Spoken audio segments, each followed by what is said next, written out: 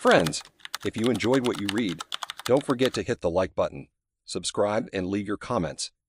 Your reactions and opinions mean a lot to me, and I always appreciate getting feedback. Let's discuss and share our thoughts together.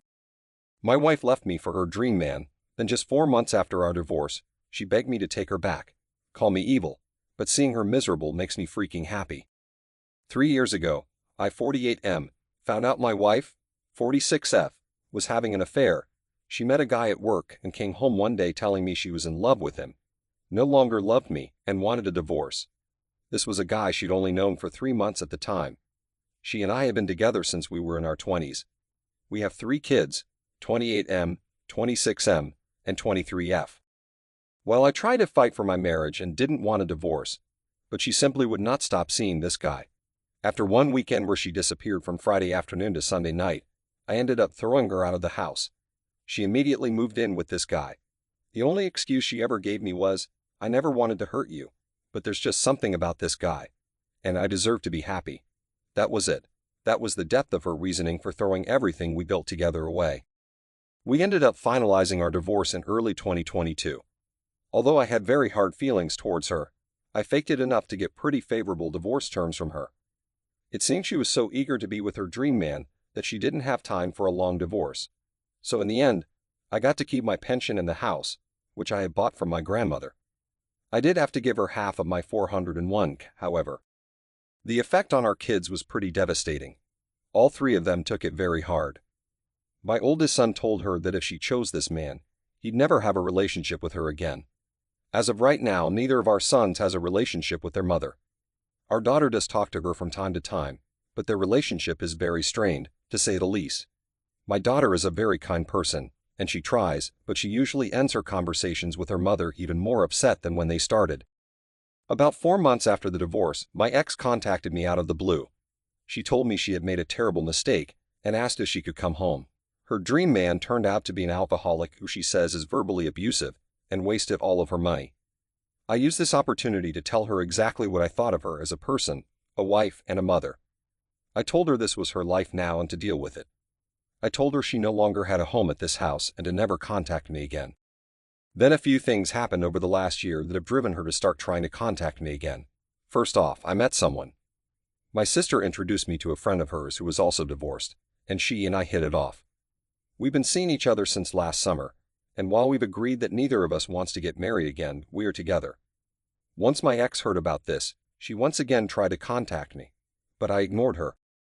My son also got married and didn't invite his mother. She again contacted me to try to get me to intervene on her behalf. I told her I would talk to him, but I never did. Secretly, I feel like she deserves all the pain she's feeling when it comes to our kids. She destroyed our family without so much as an afterthought. Too bad, so sad. Now she recently told our daughter that she finally broke it off with the dream man because she could take his drinking and total lack of responsibility. He wasted her half of the 401 that I had to give her. He also totaled her car driving drunk. This from a man in his 40s. Again, she knew this guy for 3 months and torpedoed our whole family for him. On the face of it, I act like I feel sorry for her, but inside I really delight in the fact that she's so unhappy. Call me evil or whatever. I don't care. She brought this on herself, and it serves her right. I actually had to sit there one Saturday night while she got ready for a date with this guy and laugh on the phone with her friend about how awkward our living situation was. I lived in hell for over a year because of her. Wait until she finds out our son and his wife are going to have a baby later this year. Maybe if she had been able to keep her legs closed, she'd get to meet her grandchild. Enjoy your shitty 1-bedroom apartment and your broken-down used car. Me and my new partner will think of you when we're on vacation in Hawaii this summer.